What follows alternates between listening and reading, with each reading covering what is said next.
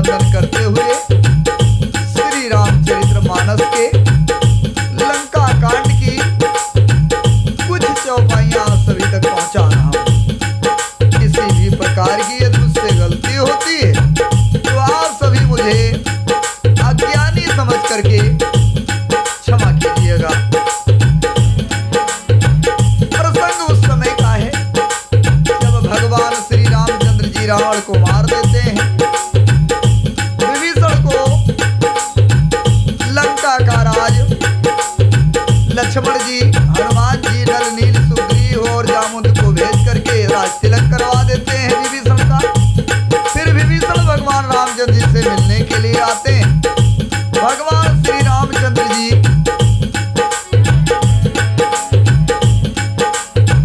सभी का बहुत ही सम्मान करते हैं और सभी की बहुत बड़ी बड़ाई करते हैं। भगवान श्री रामचंद्र जी के वचनों को सुन करके सभी प्रसन्न हुए। तुलसीदास जी ने लिखा, तो प्रभु के वचन श्रवण सुनी नहीं अघाही कपिपुंज,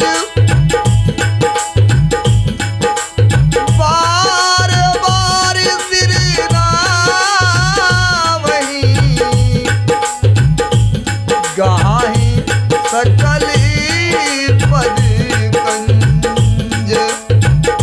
तुलसीदास जी ने फिर चौपाई के माध्यम से लिखा है, आप सभी श्रोता बंधु ध्यान से सुनिए।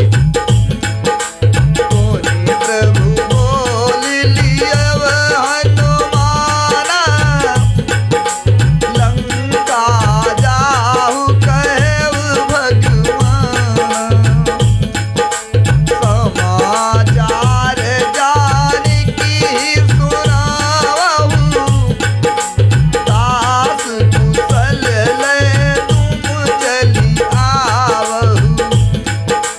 तब हनुमंत नगर महु आए, सुनि निश्चरी निशाचरी धाये, बहु प्रकार तिन्ह पूजा कीन्ही, जनक सुता देखाई पुरी दीनी, दूरहि ते प्रणाम कपि कीन्हा, रघुपति दूत जानकी चीन्हा, कहाओ तात प्रभु कृपा निकेता, कुशल अनुज कपि सेन समेता, सब कही कुशल कौशलाधीशा, मात समरि जीत्यउ दस सीसा, अब चल राज विभीषण पायो, सोनि कपि बचन हरस छायो,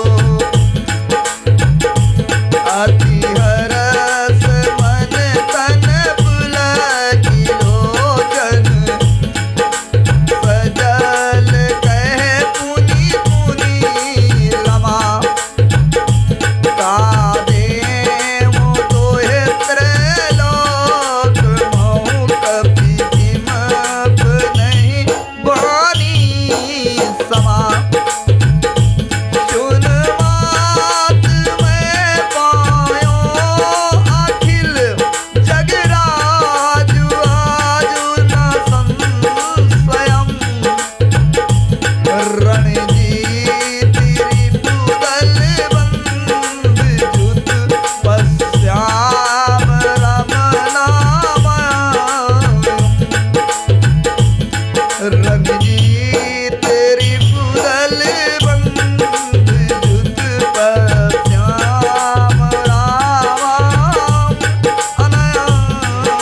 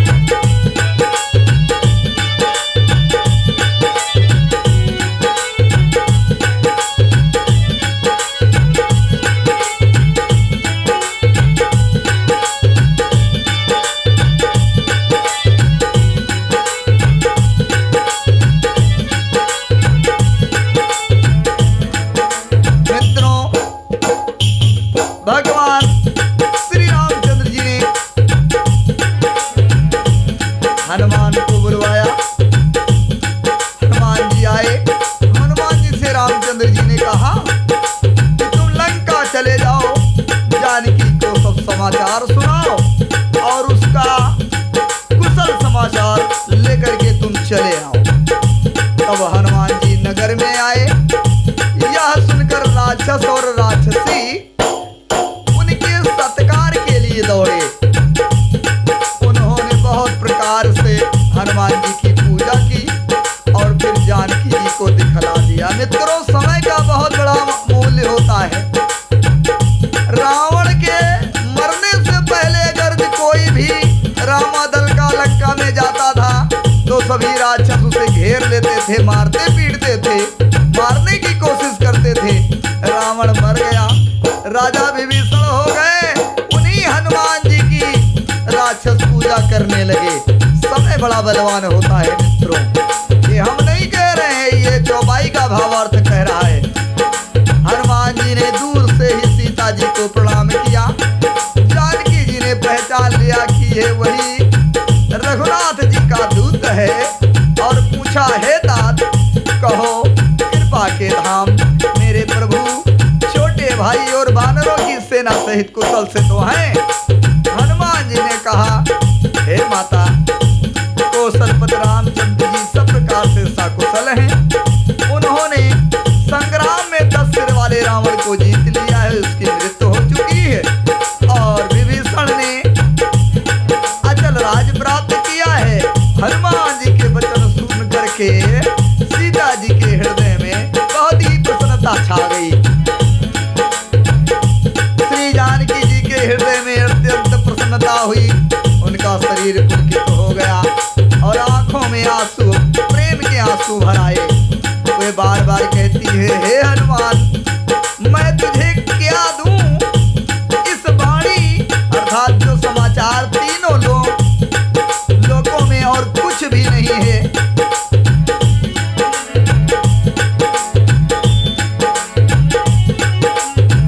हनुमान जी ने कहा, हे माता सुनिए, मैं आज निसंदेह सारे जगत का राज पा लिया है मैंने। जो मैं रण में शत्रु सेना को जीत करके भाई सहित निर्विकार रामचंद्र जी को देख रहा हूँ। जानकी जी ने कहा, हे पुत्र सुन, समस्त सद्गुण तेरे हृदय में बसे।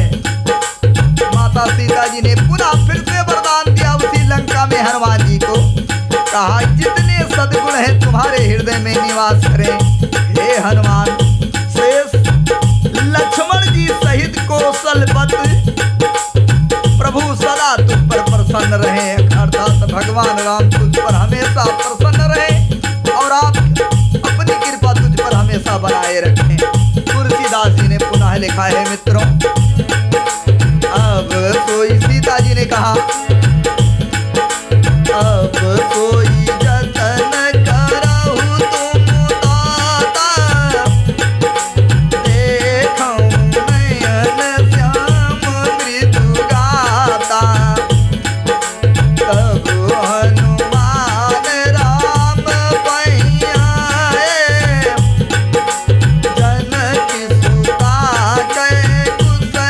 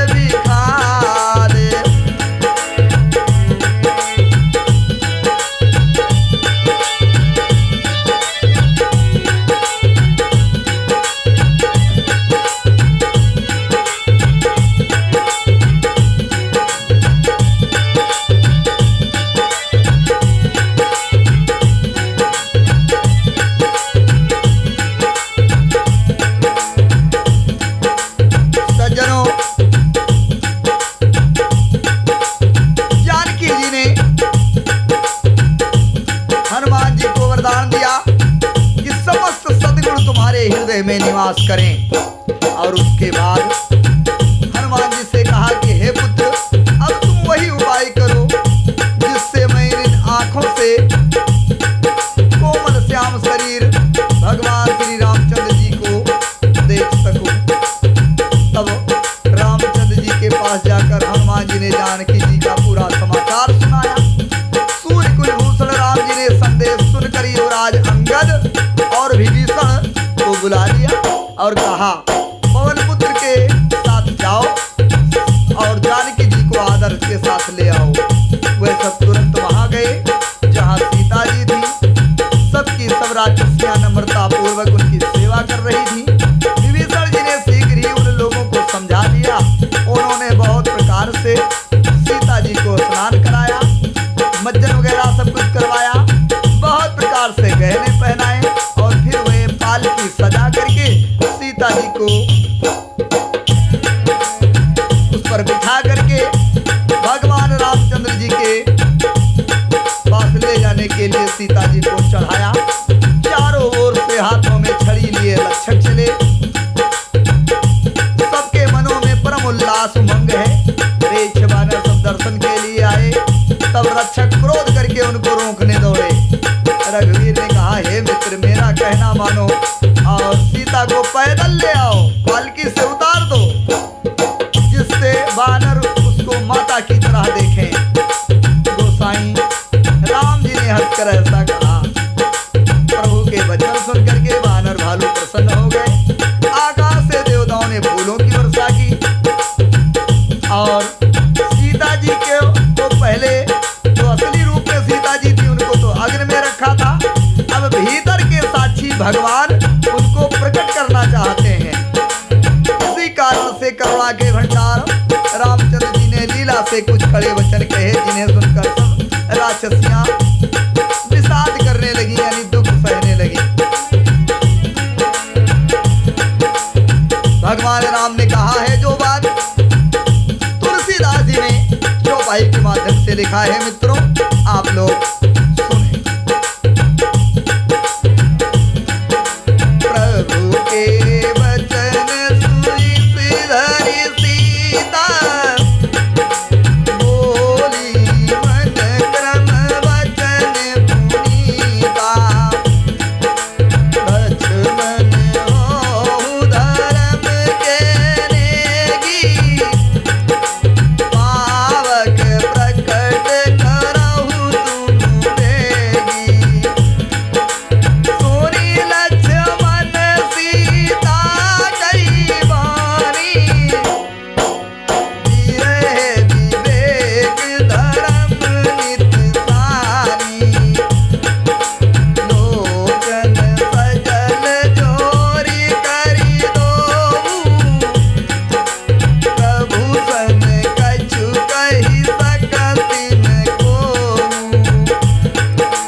देख राम रुख लक्ष्मण आए, पावकी प्रकट काट बहुलाए। पावक प्रबल देखि पैदेही, हृदय हरस नहीं भय कछु देही। जो मन बच क्रम मम उर्माही, तज रघुवीर आन गति नाही।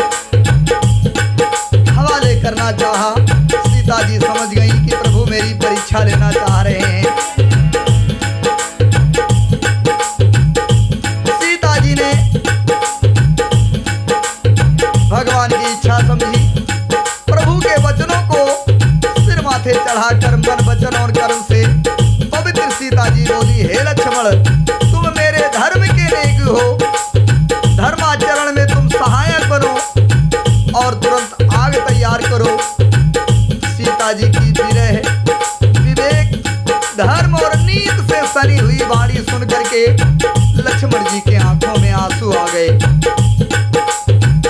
दोनों हाथ जोड़ करके खड़े रहे। लक्ष्मण जी वे भी प्रभु से कुछ कह नहीं सकते थे। फिर रामचंद्र जी का रुख देख करके लक्ष्मण जी दौड़े और आग तैयार करके बहुत सी लकड़ियां ले आए। अग्नि को खूब बढ़ी हुई देख करके सीता जी के हृदय में बहुत ही प्रसन्नता हुई। उन्हें भय कुछ भी नहीं हुआ। सीता जी ने लीला से कहा, यदि मेरे मन, वचन और कर्म से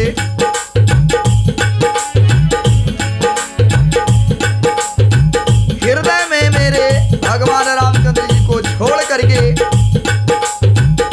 दूसरी गति यानी किसी अन्य का आश्रय नहीं है, तो हे अग्निदेव, सबके मन की बात तुम जानते हो। मेरे मन की भी गति जान करके मेरे लिए चंदन के समान ठंडे हो जाओ। भगवान राम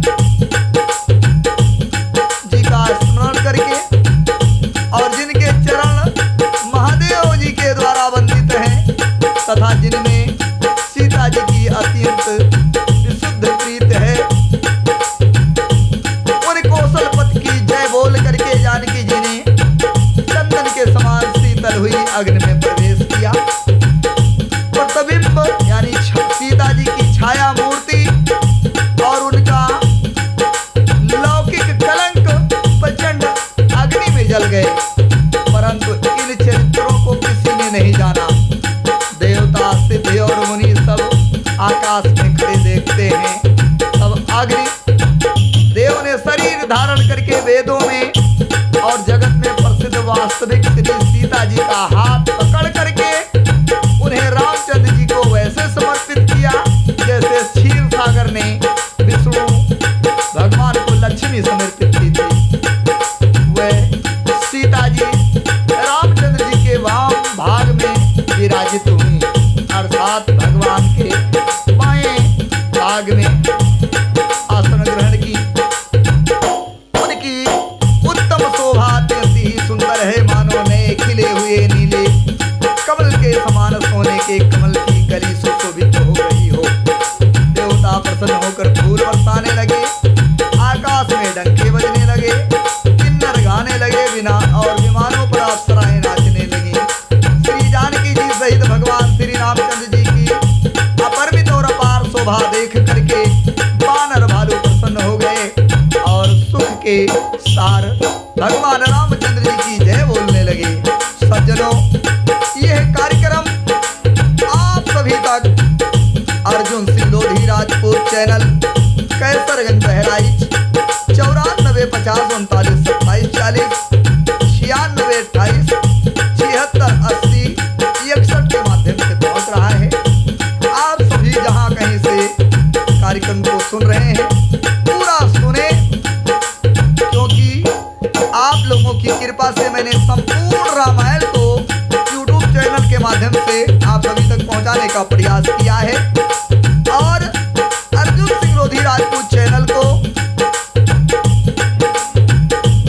लाइक कीजिए, कमेंट कीजिए और शेयर कीजिए। सबसे पहले सब्सक्राइब कीजिए। अपने नातेदार, रिश्तेदार, भाई, पटीदार, दोस्त और गद्दार सभी को सब्सक्राइब करवाइए, लाइक कीजिए, कमेंट कीजिए और एक बार प्रेम से भगवान रामचंद्र जी और सीता मैया का जयकारा लगाइए।